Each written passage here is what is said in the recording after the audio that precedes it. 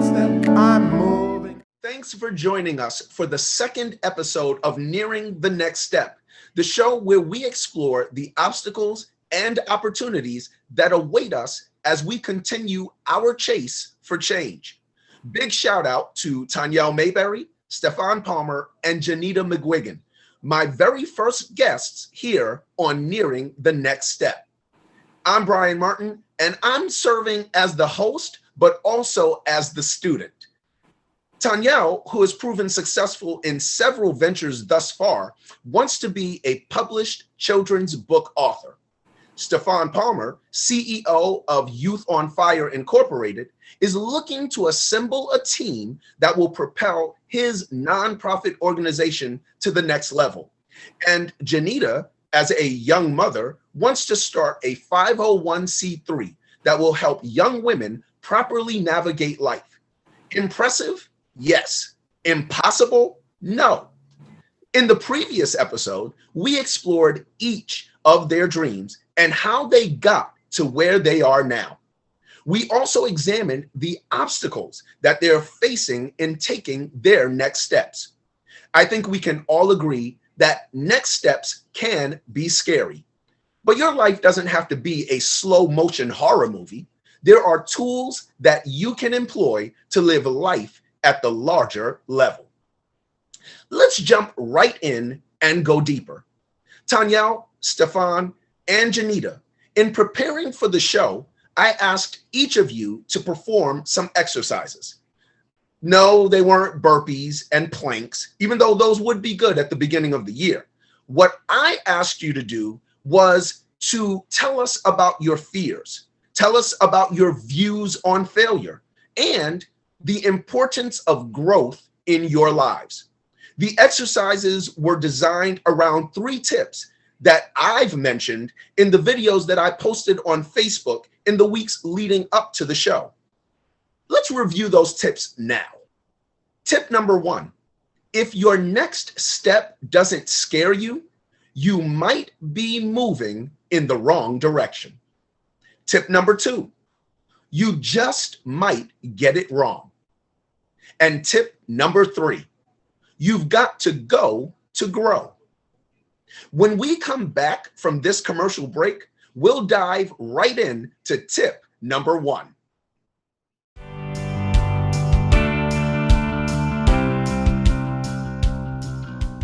Hi, my name is Wendy Wallace, and I have a question for you. Are you ready for your next opportunity? Whether it is your career or business goals, Wallace Career Coaching uses a holistic approach to assist and consult you on your career or business venture. I bring over 15 years of corporate, nonprofit, state, and government agency experience and am confident that I can support your individual career or business needs. Wallace Career Coaching was just launched in August of 2020, and in just 5 short months, just 5 months, I have had the honor of serving almost 60 clients who have landed jobs that have helped them achieve their career and personal goals. I believe that with the right resources, everyone has the ability to reach their potential. Services that I provide include professional resumes and cover letters that land you the interview preparation, compensation negotiation strategies, LinkedIn profile design and edits, career mapping. This is where we would create actionable goals that you can achieve in a short amount of time. I also provide new business plan development as a service because I know that there are a lot of entrepreneurs out there just like me. I also provide virtual workshops in customer service, project management, time management, business operations, and group career coaching. If you need someone to help you reach your career or business goals, I'm your person. This girl right here. Check out my website at www.wallaceconsulting.com. Again, the website is www.wallaceconsulting.com. Be empowered to reach your potential. I'll see you soon. Bye.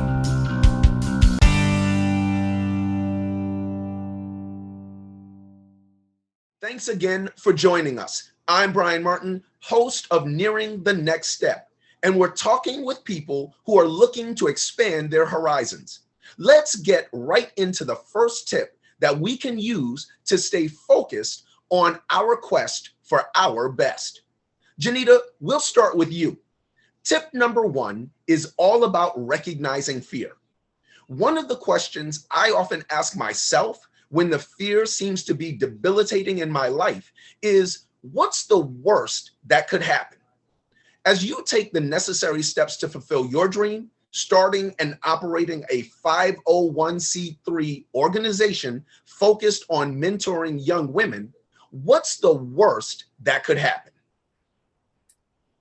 The worst that could happen is I not start the 501c3, and so many young women that I see, they're lost.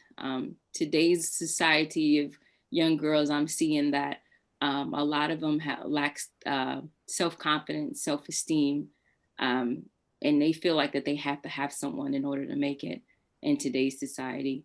And so if I didn't start this so that I could bring everyone together and we all accomplish great things, then somebody else might. I recently heard from someone, if you don't start it, then God will allow someone else to do it. And if this is my dream, something that God has allowed me to want to do, why shouldn't I start it? Wow. That really sums it up, right? There's the idea of, what if I never get this off the ground? And you've really done a great job of encapsulating that fear and tapping into it at its fiercest. So this exercise is all about us learning to examine our fears, deconstructing them, recognizing that when we get up close to our fears, we begin to understand them in a new way, and even perhaps gain fuel from them. So here's another question. Tanya, what would failure look like for you? So I thought about this tip for a while, this question. To me, failure is a step to success. It's meant to be sort of like a jumping off point for me. It's the next stairwell or stairway to success. So, there are folks that view failure as a negative thing. But then I see failure as sort of a positive thing, because at the end of the day, you're trying to do something that you love to do, that you desire to do. So failure is, to me, is something that's positive. So I don't see a negative or anything negative about failure. Tanya, it really sounds to me, with the answer and the insight that you've just provided, that you've already had the courage to examine your fear and to really uncover it, its depth, the breadth and length of it. And when we do that, we begin to recognize that fear has its limits. And then we can do what you just said. We can begin to use that fear of failure and even failing itself as fuel for the next attempt. So, Stefan, let's take it over to you now. You've already started your organization and you've been running it for nearly 4 years. You, along with the other guests, have already taken scary steps. So what's your greatest fear in taking your next step? Well, I've been in conversations the last couple of months to get new contracts for the fatherhood program, the youth program for the mentoring and tutoring and college prep. My biggest fear is getting these contracts and not having an effective team to actually execute them. I know I can do it by myself, but that's not the way it was set up in the program. I would like to have people that I know can step up and do the work, have the experience to do the work, and the patience to work with the fathers, the young men, the young women, and the mothers in the community to help them break down some of their walls to achieve the healing process that they want to be open to going back to education and just growth personally. Yeah, my biggest fear is not having an effective team with these next steps. Wow. I think really part of the exercise here is really listening to ourselves verbalize and vocalize what our fear is. A lot of times it's inside our minds and it's wreaking havoc on our thought processes. But then when we actually mouth the words, the fear almost becomes manageable to a greater degree. So thank you, Stefan, for pointing out what your greatest fear is and also recognizing that you're not going to let that stop you. So let's go on to our second tip, which invites you to investigate your views on the F word, failure. So, Stefan, let's stick with you for just a moment. How do you view failure? I view failure as a second option to achieve what you wanted to in the beginning. In the beginning with Youth on Fire, I won't say failure didn't cause me to be stagnant, but what I learned is when you fail, it gives you an opportunity to step back, go through the process of everything you did, see where you went wrong, and pick yourself up and do it again. You'll never succeed if you allow failure to be your worst enemy. So therefore, you have to use it as a friend. Okay, you didn't like it when I did this, but I changed this. How do you feel about this? With each failure, you take a step higher in the right direction. You know, I hear a lot of. Oh, I thought somebody said something. You know, I hear a lot of similarity in your answer, Stefan, with the answer that Tanyel provided. And it leads me to believe that successful people adopt a similar viewpoint as they move forward. It's absolutely essential to taking that next step, that our mentality and that our way of processing events in our lives is a healthy approach. So with that, Janita, we're going to come to you now. We've heard from Tanya, we've heard from Stefan. I really want to ask you this question. Would you consider your view of failure healthy or unhealthy? A little bit of both, because you kind of think about things and it makes you nervous going to the next step. But then you hear encouraging words from like Stefan and Tanel, how they're progressing, and then it makes you move forward. I can do this, so it's a little bit of both for me. Thank you for that honesty, because I think for many of our viewers, it's the idea of I'm not always one and I'm not always the other. I'm not always hot and I'm not always cold, and recognizing that in life there is a balance. So your answer helps us to recognize that there are aspects of our lives that are healthy and then aspects of our lives that may not be as healthy. And when we recognize that, then we're able to more successfully manage our thought processes. And that's absolutely critical to success. So thank you, Janita, for that. Now, tip number 2 helps us realize that failing is inevitable. Now, I wasn't there when you all learned to walk.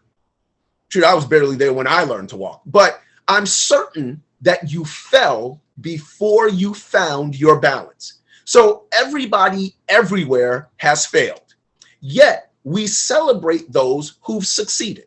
So to sum it up, failing is a part of success, but success is not a part of failure. It's important that we distinguish between failing and failure. In one case, we made a mistake. In the other, we see ourselves as the mistake. But there's another way that we can view failing. Tanya, you're a multi-talented artist with accomplishments under your belt. Has there ever been a time when you made a mistake and it resulted in something good? Yeah, I thought about this for a while, and it's nothing to do with art at all. It has to do with just my regular everyday life. So we had, I was making Christmas dinner. I was actually going shopping for Christmas dinner. And it was me and my husband and the kids. And I was shopping and buying a bunch of food, like tons of food. And my husband looked at me and he was like, "What are you doing? It's just four of us eating Christmas. We're in the middle of COVID." So I was like, "I don't know. I just feel the need to buy a bunch of food." So he just shook his head and he kind of went with it. And so I made all this food, created, baked macaroni and cheese, pot roast, some collard greens, things like that. It was like a whole thing. And then I made, I can't remember what the dessert was that I made. And so my husband looked at me, he's like, "What are we going to do with all this food?" Well, fast forward, my parents, the same day, this is Christmas Day, my parents lost power. Had no power in the house. Something happened, some freak thing over in the middle of the night happened where I think it was a pretty bad windstorm that we had or something in Danbury, and they lost power. So my mom was not able to use her stove. So because I made all this huge dinner, I had enough food to send over to my parents and send over to my brother who also lived in the same town as I. So it was sort of like a mistake to buy all that food, but the result, it was worth it because family was able to eat and I didn't have any leftovers, so which was good. Now, Tanya, I know you, and I know that you're a woman of faith. I know Janita. I know that she is a woman of faith. I know Stefan. I know that he is a man of faith. So when I hear that story, I'm sure we all have stories that we could tell that are similar in scope. We begin to recognize that really we can take this next step, can't we? Because somehow, some way, even without us knowing, even when we trip up, even when we stumble, even when we do something that doesn't quite make sense or doesn't fit our sequence of events that we have in mind, it's still working toward a goal. It's still going in the direction that we need to go. So thank you for that insight. And I have to actually thank all of you for providing some insightful responses to our first two tips. It should be comforting to all of us that we're going to mess up as we step up. But if that's not comforting enough, we should be encouraged by the fact that something positive can happen even when things seem disastrous. When we come back after a word from our sponsor, we'll examine our final tip and hear from our guests. I first heard about hope brings peace through a physician, a friend of mine, a dermatologist, who was introduced to the person who invented or who thought about this. Her name, Tanya Michael. And I had a meeting with Tanya and found out her story was compelling. She had gone through chronic kidney disease, dialysis, and then got a kidney transplant. And her journey, made her start this compelling business of wanting to bring hope to our patients, not only with chronic kidney disease, but on dialysis and eventually transplantation. I understand it. I can identify with it. When you have a condition like kidney failure, it's a chronic condition. It doesn't go away. When you're on dialysis, you stay alive with dialysis. And this is sometimes what you live your life for. And a lot of people get depressed. Their families are involved. A lot of things do happen. And I'll be honest with you, some of them may just lose hope. So this whole thing about wanting to get our patients be active in the society, pursue their dreams, and feel good about themselves is always been that challenge for all of us. The kidney doctors, the kidney nurses, the social workers, the dietitians, virtually every professional involved in taking care of our patients on dialysis. So this concept of hope brings peace cannot anymore resonate than I have put it in. Someone with a compelling story and wanting to step past that message on, you can live well. There's hope for you. You can do what you want to do. And turn this into a drama. You know, it's such a bigger story than one would have expected. And I think all dialysis patients should be able to see this. They should be able to draw from the inspiration of Ms. Michael and use that as a platform to make sure that they can do things in their lives. Also, family members and friends should see this because they are continue to be the resource and the hope that these patients have.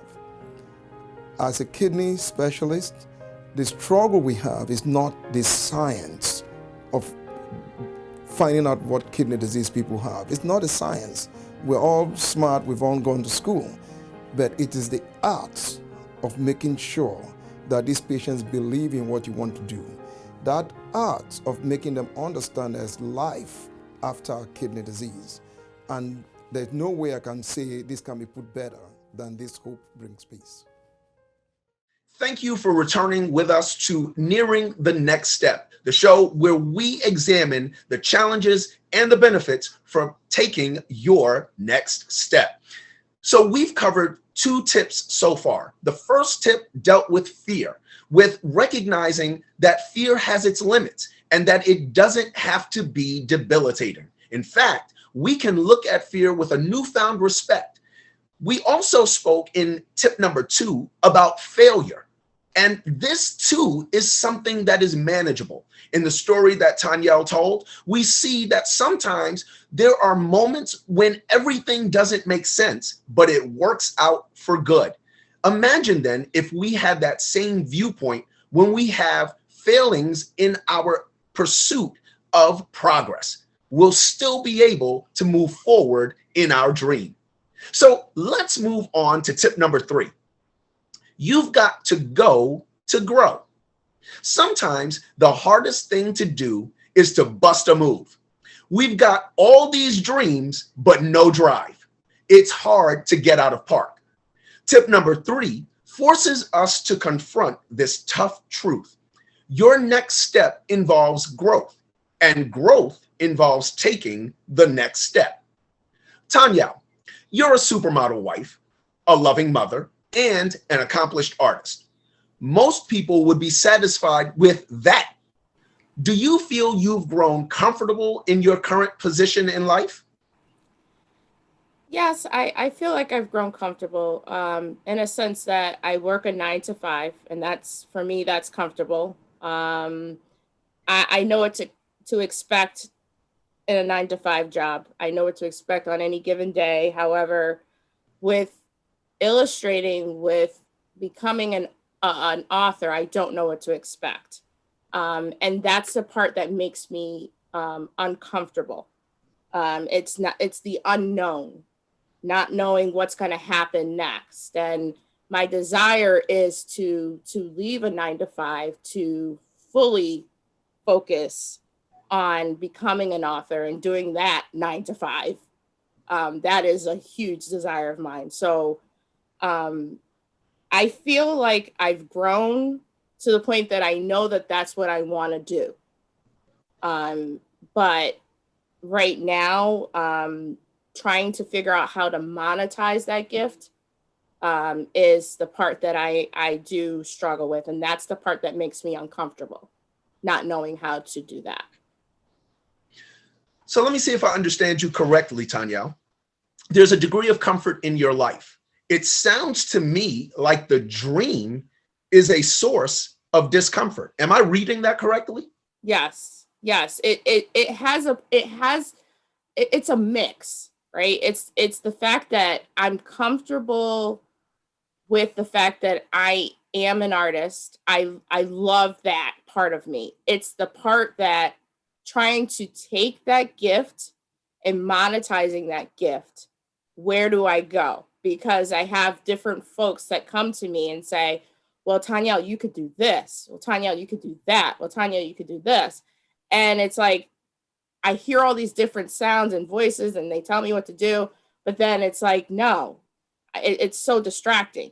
So my problem is taking that gift, monetizing it, and taking that step that makes sense to me and to my family. Because right now my 9 to 5 pays the bills. So I need my I need my gift to do the same. I need my gift to make the same amount that I'm making now. So yeah, there's a lot of things. There's a lot of things in that. And this, I think, Tanyelle, is where I have to say thank you, because I'm sure that it's not just me, but our viewers as well feel the same way, right? It's the idea of I'd have to leave this and pursue that. And this is familiar, but that is uncertain. So let's examine this a little further. Janita, let's go to you. Obviously, there are things about your current life that you enjoy. You work in the healthcare field, which is a stable industry. You're a mother with adult children. You're a respected member of your family and faith community. So the tough question is, do you have more to gain from your next step or more to lose?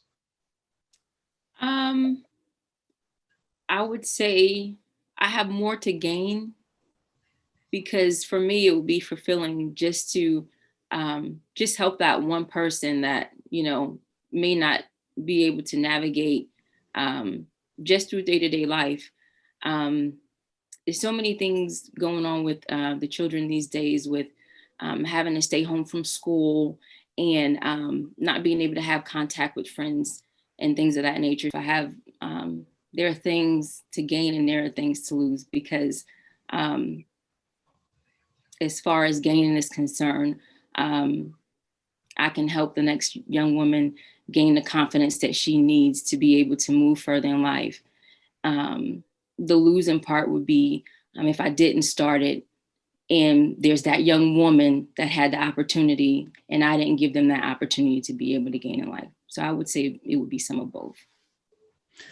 Now, see, you bring up something very interesting, right? Because again, we see the full scope of life, that it's not just one answer or the other. It's a mixture of the two.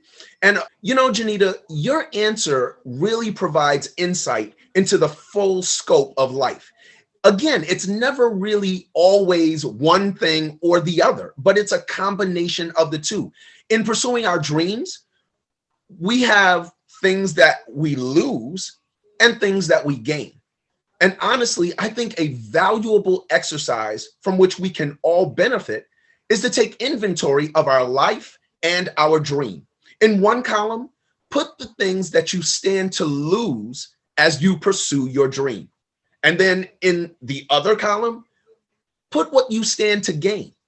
I really love what Tanyelle said, this idea of I want to pursue my dream full time, but it has to put bread in my belly. It has to feed me and my family. And that's a huge step.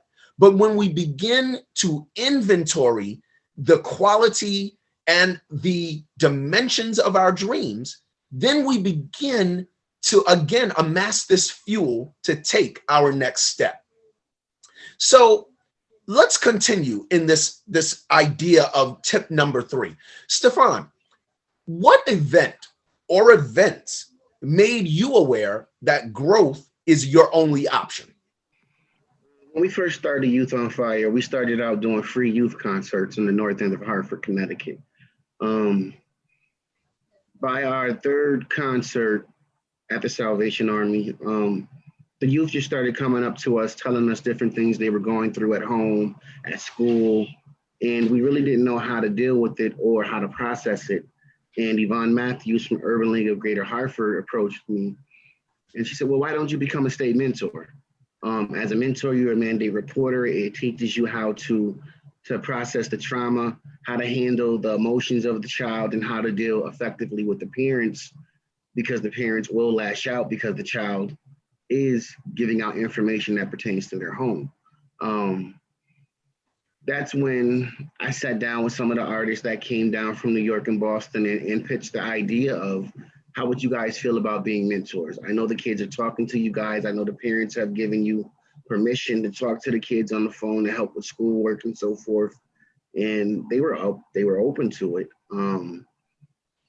I think this is what kind of pushed me going into the next step of Youth on Fire, to adding the mentoring piece, wanting to help the children that were going through. So in essence, you saw the magnitude of the need, Stefan, and you recognized that not moving forward is not an option. And that's tremendous. I think each of us are talking about a dream that fills a need. It doesn't just serve ourselves, but it's actually something that benefits other people. This has truly been an incredible journey with my guests, Tanyelle Mayberry, Stefan Palmer, and Janita McGuigan. I want to thank you all for taking time out of your busy schedules to take us behind the veil, to show us that we all have to face the same challenges if we are going to move along and move ahead in life. So just to review, let's go over those tips again. Tip number 1, if your next step doesn't scare you, you might be moving in the wrong direction. Tip number 2, in your journey to success, you just might get it wrong. And tip number 3, you can't get there from here. You've got to go to grow. I want to give a special thanks to our guests, sponsors, and you, our viewers, for giving us insights into taking our next steps. I'm Brian Martin, and join us next time here on Nearing the Next Step.